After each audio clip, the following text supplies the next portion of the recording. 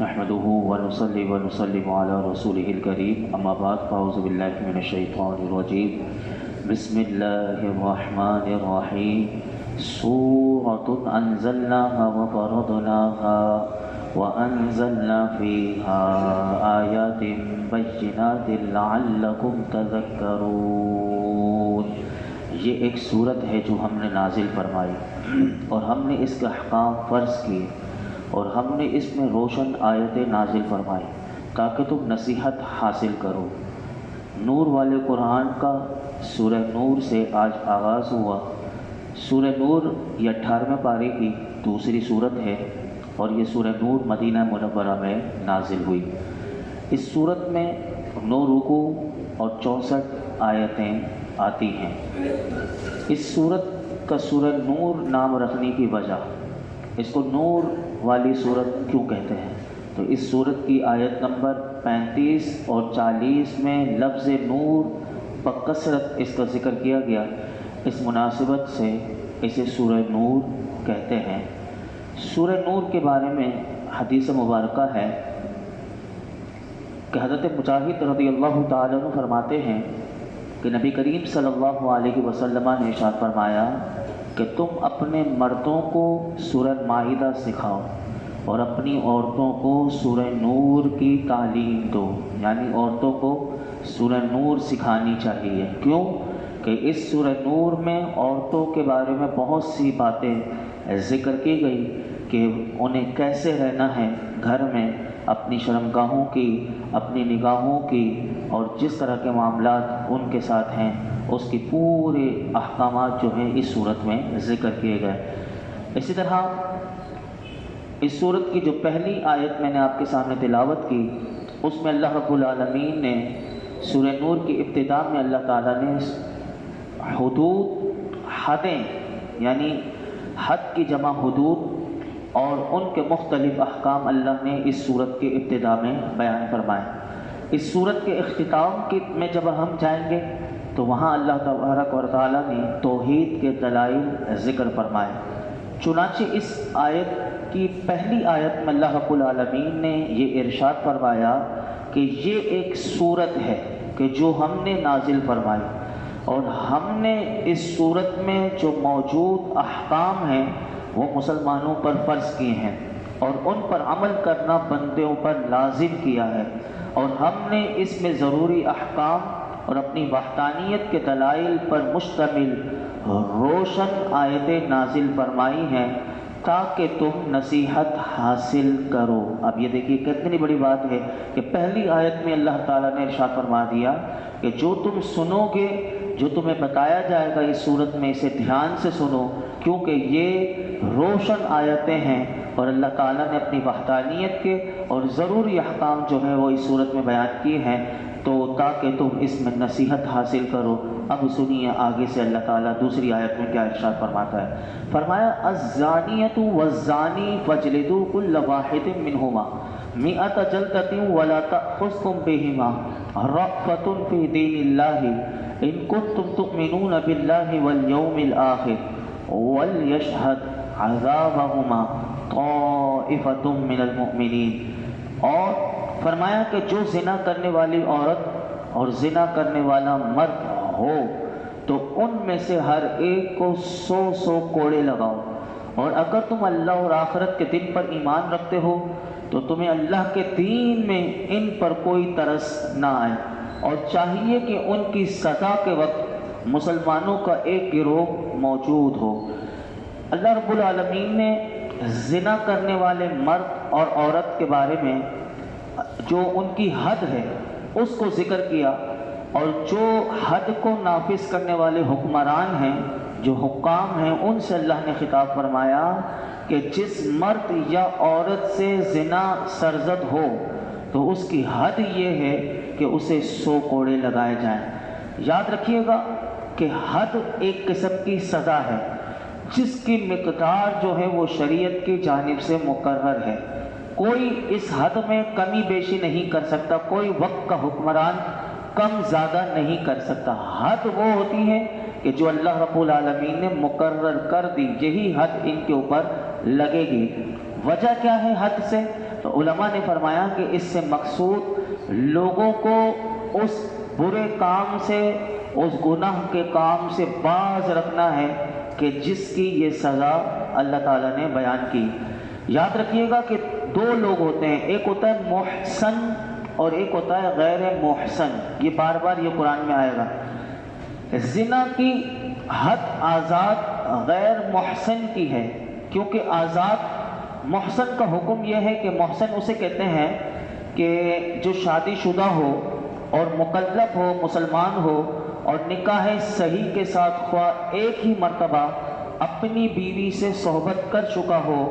اگر ایسے شخص سے جو شادی شدہ ہو اور ان کے اوپر زنا اگر ثابت ہو جائے تو ان کی سزا تو رجم ہے۔ ان کی سزا یعنی انہیں پتھر مار مار کر انہیں ہلاک کر دیا جائے گا، چاہے وہ عورت ہو یا مرد ہو جو شادی شدہ اگر زنا کریں۔ اسی طرح غیر محسن کون ہوتا ہے؟ تو فرمایا کہ اس میں سے ایک بات بھی نہ ہو کہ وہ آزاد بھی نہ ہو، یا مسلمان نہ ہو، یا عاقل و بالغ نہ ہو، یا اس نے اپنی کبھی بیوی کے ساتھ صحبت نہ کی ہو، یا جس کے ساتھ صحبت کی ہو لیکن اس کا نکاح فاسد ہو گیا ہو۔ تو فرمایا کہ یہ سب غیر محسن میں داخل ہیں، اور زنا کرنے کی صورت میں ان سب کا حکم یہ ہے کہ انہیں 100 کوڑے مارے جائیں گے۔ اس کو مختصر آسان لفظوں میں کہوں تو غیر شادی شدہ اگر زنا کریں تو ان کی سزا قرآن نے 100 کوڑے مقرر کی ہے۔ لیکن یہ نہیں کہ اب کسی سے سن لیا تو اب ان کو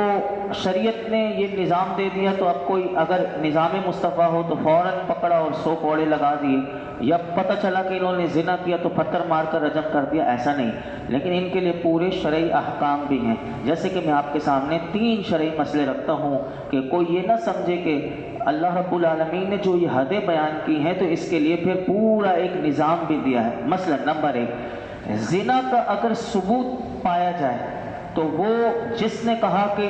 کسی مرد نے یا عورت نے زنا کیا، غلط کام کیا، تو پہلے تو اس جس نے یہ ثابت جو کرنے کے لیے آیا ہے تو شریعت میں یہ ہے کہ اسے 4 مردوں کی گواہیوں سے زنا ثابت ہوگا، یعنی اسے 4 گواہ لانے پڑیں گے کہ اس نے جو اپنی آنکھوں سے دیکھا تو 4 مردوں کو بھی اپنے ساتھ لے کر آئے، نمبر 1۔ یا پھر جس نے یہ برا کام کیا زنا کا تو اسے 4 مرتبہ اس سے اقرار کروایا جائے گا۔ پھر فرمایا کہ پھر بھی حاکم یا قاضی جس کے بعد یہ بات جائے گی کہ ان لوگوں نے یہ برا کام کیا تو حاکم یا قاضی بار بار ان سے سوال کرے گا۔ اب یہ نہیں کہ فوراً سزا کا نفاذ ہو جائے گا، بلکہ وہ دریافت کرے گا کہ تم سے زنا ہوا تو تم یہ بتاؤ کہ زنا سے کیا مراد ہے، کہاں کیا، کس سے کیا، کب کیا۔ اگر وہ ان تمام باتوں کو بیان کر دے تو زنا ثابت ہوگا، ورنہ نہیں۔ اور پھر جس گواہ نے جو گواہیاں دینے آئی ہیں ان سب کو صراحتاً اپنا معائنہ بیان کرنا ہوگا، اس کے بغیر ثبوت نہ ہوگا۔ دوسرا، مرد کو اگر کوڑے لگائے جائیں گے تو پھر کوڑے لگاتے وقت اسے کھڑا کیا جائے گا اور اس کے تہبند یعنی جو شرمگاہ ہے اس کو ڈھکا ہوا ہوگا، اس کے علاوہ اس کے تمام کپڑے اتارے جائیں گے اور متوسط درجے کے اس کے کوڑے مارے جائیں گے۔ اس کے سر، چہرے اور شرمگاہ کے علاوہ تمام بدن پر کوڑے لگائے جائیں گے، اور کوڑے اس طرح لگائے جائیں گے کہ علماء نے لکھا یہ مسئلہ کہ علم یعنی اس کے گوشت میں درد نہ پہنچے۔ اور عورت کو کوڑے لگاتے وقت یہ دیکھیے کیسا نظام یاد ہے کہ عورت کو کھڑا نہیں کیا جائے گا، نہ عورت کے کپڑے اتارے جائیں گے، بلکہ اگر اس نے پوستین یا روئی دار کپڑے اگر اس نے پہنے ہوئے ہوں تو وہ جو اس کے کپڑوں میں ہو تو وہ ہٹا دیے جائیں گے۔ تو یہ حکم جو ہے وہ آزاد مرد اور آزاد عورت کے لیے ہے۔ لیکن اگر پہلے جیسے غلام اور باندیوں کا دور ہوتا تھا تو اس زمانے میں ان کی سزا نصف کوڑے تھی، یعنی 50 کوڑے تھی۔ اور نمبر 3، اگر جیسے کہ مرد نے مرد سے زنا کیا، اسے لواطت کہتے ہیں، تو وہ لواطت یہ زنا میں نہیں آئے گا، علماء نے یہ بھی لکھا، لیکن اس کے اوپر حد واجب نہیں ہوگی، لیکن اس کے لیے تعزیر ہوگی۔ یہ بھی شریعت میں قرآن و حدیث میں ہمیں ملا کہ حد کس پر جاری ہوگی؟ جو زنا کرنے والے مرد ہو۔ لیکن اگر لواطت کرنے والا کوئی مرد سے ہو تو اس کے لیے تعزیر ہوتی ہے، اور تعزیر میں صحابہ کرام کے چند قول آتے ہیں کہ اگر کسی نے مرد سے مرد مرد نے مرد سے برا فعل کیا تو ان کی سزائیں صحابہ کرام نے جو دی کہ اس شخص کو آگ میں جلا دیا جائے گا یا پھر اسے پانی میں غرق کر دیا جائے گا یا اسے بلندی سے گرا دیا جائے گا اور اوپر سے اس کے اوپر پتھر برسائے جائیں گے۔ آپ اندازہ لگائیں جب اتنی سخت سزا ہے تو معاشرے میں جو یہ قانون لایا گیا، آپ جانتے ہیں کہ یہ جو قانون پاس کیا گیا یہ اتنے خطرناک قانون وہ لا رہے ہیں کہ جس پر اللہ کا غضب نازل ہو جائے۔ تو یہ جس نے یہ برا کام کیا مرد سے کرے تو اس کے لیے علماء نے لکھا فاعل و مفعول، یعنی دونوں یہ کرنے کروانے والے دونوں ایک ہی حکم میں ہیں اور دونوں کو یہی سزائے صحابہ کرام نے اس کی مختص کی۔ حد نافذ کرنے کے بارے میں اللہ رب العالمین نے جو یہ سزا قرآن میں بیان کی ہے، اس کا سختی سے حکمرانوں کے لیے اللہ رب العالمین نے ان حکمرانوں کو حکم دیا کہ اللہ اور اس کے حبیب نے جو جرائم کی جو سزائیں مقرر کی ہیں انہیں سختی سے نافذ کرنا ان کے لیے لازمی ہے۔ حدیث پاک سنیے کہ نبی اکرم صلی اللہ علیہ وسلم کی حدیث پاک حضرت عبادہ بن صامت رضی اللہ تعالی عنہ سے روایت ہے کہ رسول اللہ صلی اللہ علیہ وسلم نے ارشاد فرمایا کہ اللہ کی حدود کو قریب اور بعید سب میں قائم کرو اور اللہ کے حکم بجا لانے میں ملامت کرنے والے کی ملامت تمہیں نہ روکے۔ اسی طرح آپ دیکھیے کہ ام المؤمنین حضرت عائشہ صدیقہ رضی اللہ تعالیٰ عنہ سے روایت ہے کہ نبی اکرم صلی اللہ علیہ وسلم نے ارشاد فرمایا اے حاکموں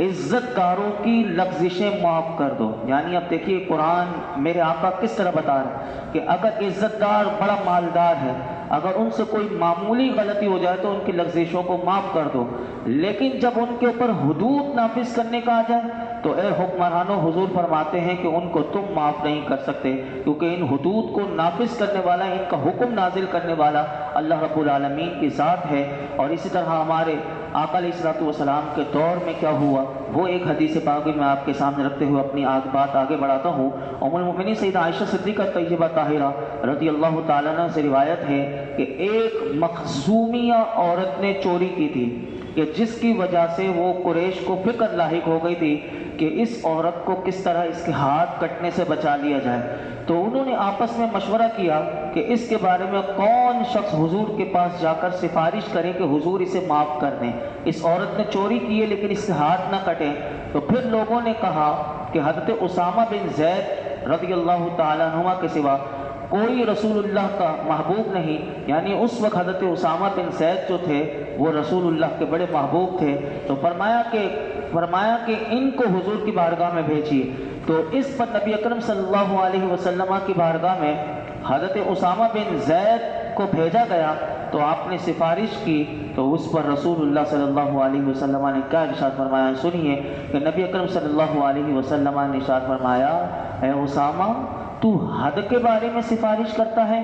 پھر میرے آقا علیہ الصلوۃ والسلام خطبے کے لیے کھڑے ہو گئے اور اس خطبے میں قیامت تک آنے والے لوگوں کو ایک پیغام دے دیا۔ میرے آقا علیہ الصلوۃ والسلام نے ارشاد فرمایا اگلے لوگوں کو، یعنی مجھ سے پہلے جتنی امتیں گزری اور ان میں جو لوگ آئے، تو فرمایا اگلے لوگوں کو اس بات نے ہلاک کیا کہ اگر ان میں سے کوئی شریف آدمی چوری کرتا تو اسے لوگ چھوڑ دیتے تھے، اور جب کمزور چوری کرتا تھا تو اس پر حد قائم کرتے۔ پھر حضور نے فرمایا خدا کی قسم اگر فاطمہ بنت محمد صلی اللہ علیہ وسلم چوری کرتی تو بھی میں اس کا ہاتھ کاٹ دیتا۔ یعنی حضور نے اپنی بیٹی کا نام لے کر بتایا کہ وہ اگر میری بیٹی کے لیے بھی اگر جرم ثابت ہوتا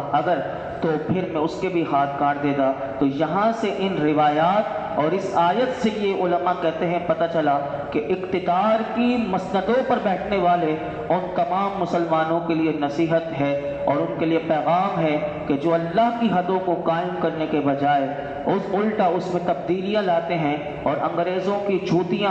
سیدھی کرنے والے، انگریزوں کے کتے نہلانے والے، انگریزوں کی گود میں بیٹھنے والے، وہ قرآن و حدیث کے قانون میں الٹا تبدیلیاں کرنے کی کوشش کرتے ہیں۔ اللہ ایسے لوگوں کو عقل سلیم عطا فرمائے اور ان کے مقدر میں ہدایت نہیں تو اللہ ان سے ہمیں نجات عطا فرمائے۔ یاد رکھیے گا کہ زنا جو ہے وہ اتنا خطرناک وہ کام ہے کہ قرآن نے اس آیت کے آخری حصہ جو آیت نمبر 2 ہے فرمایا کہ جب زنا کی حد قائم کی جائے، اب یہ سزا تو دی لیکن کہا کہ جب تم ان پر سزا قائم کرو گے، کوڑے لگاؤ گے یا رجم کرو گے، تو مسلمانوں کا پورا گروہ موجود ہونا چاہیے جنہوں نے یہ کام نہیں کیا، لیکن اس بستی میں رہنے والے، اس علاقے میں رہنے والے، اس شہر میں رہنے والوں کے سامنے انہیں سزا دی جائے۔ اور سزا دینے کا مقصد کیا ہے کہ تاکہ انہیں سزا ملے تو وہ خود بھی سنبھل جائے کہ آئندہ اگر ہم سے یہ گناہ ہوا تو ہمیں بھی ایسی سرعام سزا ملے گی، تو پھر کسی کی جرت نہیں ہوگی کہ وہ اس برے کام کو کر سکے۔ آج ہم دیکھتے ہیں کہ یہ جرائم بڑھتے چلے جا رہے ہیں۔ یاد رکھیے گا کہ زنا اتنا حرام اور کبیرہ گناہ ہے کہ قرآن حکیم میں اس کی بار بار شدید مذمت کی گئی، یہاں تک اللہ تعالیٰ ارشاد فرماتا ہے کہ وَلَا تَقْرَبُوا الزِّنَا إِنَّهُ كَانَ فَاحِشًا وَسَاءَ سَبِيلًا۔ ارے لوگوں، بدکاری کے پاس بھی نہ جاؤ، کرنا تو دور کی بات ہے، فرمایا اس کے قریب بھی نہ جاؤ، بے شک یہ بہت بڑی بے حیائی ہے اور یہ بہت ہی برا راستہ ہے۔ نبی اکرم صلی اللہ علیہ وسلم زنا کرنے والوں کے بارے میں کیا فرماتے ہیں؟ حضرت ابو ہریرہ رضی اللہ تعالیٰ عنہ سے روایت ہے کہ رسول اللہ صلی اللہ علیہ وسلم نے ارشاد فرمایا، جب بندہ زنا کرتا ہے تو ایمان اس سے نکل کر اس کے سر پر سائبان ہو جاتا ہے، یعنی ایمان اس کے اندر نہیں رہتا، میرے آقا فرماتے ہیں ایمان اس کے اندر سے نکل کر اس کے سر پر سائبان کی طرح ہو جاتا ہے۔ جب وہ زنا کے برے کام سے جدا ہوتا ہے تو فرمایا پھر وہ اس ایمان اس کی طرف لوٹ آتا ہے، الامان والحفیظ۔ اور اسی طرح میرے آقا حضرت عمرو بن عاص رضی اللہ تعالیٰ عنہ سے روایت ہے کہ رسول اللہ صلی اللہ علیہ وسلم نے ارشاد فرمایا، جس قوم میں زنا ظاہر ہوگا وہ قحط میں گرفتار ہوگی، اور جس قوم میں رشوت کا ظہور ہوگا وہ روب میں گرفتار ہوگی۔ آپ دیکھ لیجئے کہ یہ دونوں کام ہمارے یہاں ہیں، تو آج جتنا بھی ہو لیکن برکت نہیں، آج اس میں ہمارے یہاں ہر چیز سے برکت، اور ایسا لگتا ہے کہ قحط سالی جیسا کہ کھانے کو لوگ ترس جائیں، ایسا وہ یہ جتنا بڑھتا چلا جائے گا اتنا لوگ کھانے کے محتاج ہو جائیں گے، اور یہ اس برے فعل کی وجہ سے۔ اور فرمایا جب رشوت کا ظہور ہوگا کہ ہر طرف رشوت ہی رشوت ہوگی تو پھر یہ قوم ہر کسی سے ڈرتی رہے گی اور روب میں گرفتار ہوگی۔ اسی طرح میرے آقا علیہ الصلوۃ والسلام نے ارشاد فرمایا کہ حضرت عثمان بن ابو العاص رضی اللہ تعالیٰ عنہ سے روایت ہے کہ رسول اللہ صلی اللہ علیہ وسلم نے ارشاد فرمایا، آدھی رات کے وقت جب فجر کی نماز سے پہلے کا جو سحری کا ٹائم ہوتا ہے، میرے آقا فرماتے ہیں آدھی رات کے وقت آسمانوں کے دروازے کھول دیے جاتے ہیں، پھر ایک اعلان کرنے والا اعلان کرتا ہے کوئی دعا کرنے والا کہ اس کی دعا قبول کی جائے، ہے کوئی مانگنے والا کہ اسے عطا کیا جائے، ہے کوئی مصیبت زدہ کہ اس کی مصیبت دور کی جائے۔ لیکن میرے آقا فرماتے ہیں اس وقت پیسے لے کر زنا کروانے والی عورت اور ظالمانہ ٹیکس لینے والے شخص کے علاوہ، یعنی یہ دو شخص جو ہیں، فرمایا ہر دعا کرنے والے مسلمان کی دعا قبول کی جائے گی اس عورت کی کہ جو اس وقت میں یعنی جو گناہ کا یہ کام کرتی ہے اور پیسے لے کر کرتی ہے۔ اور فرمایا ظالمانہ ٹیکس لینے والے، ان کے علاوہ یہ وہ وقت ہوتا ہے، یہ نور والا وقت کہ جس میں میرے آقا فرماتے ہیں کہ اللہ تعالیٰ ہر شخص کی دعا قبول کرتا ہے۔ اللہ تعالیٰ کی بارگاہ میں دعا کرتے ہیں کہ ہر مسلمان کو زنا جیسے بدترین گندے اور انتہائی مذموم فعل سے اللہ تعالیٰ مسلمانوں کو اور خاص طور پر ہم سب کو،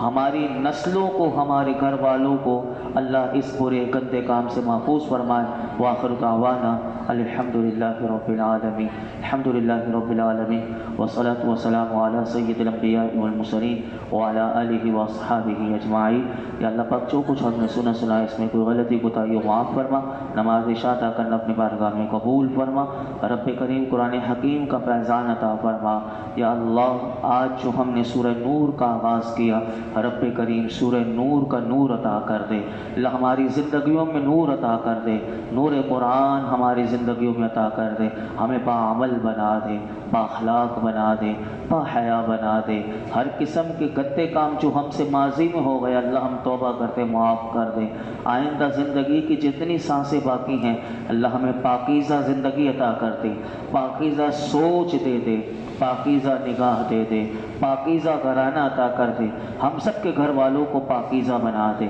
ہم سب کے گھر والوں کو حیا عطا کر دے، ہم سب کو حیا عطا کر دے، ہر قسم کی بے حیائی اور برے کام سے ہمیں ہمارے گھر والوں کو محفوظ فرما، ہمارے معاشرے کے ہر ایک کو محفوظ فرما یا رب العالمین۔ قرآن حکیم کی برکت سے یا اللہ تو ہم سے راضی ہو جا، اپنا فضل و کرم عطا کر دے، اپنی رحمت عطا کر دے۔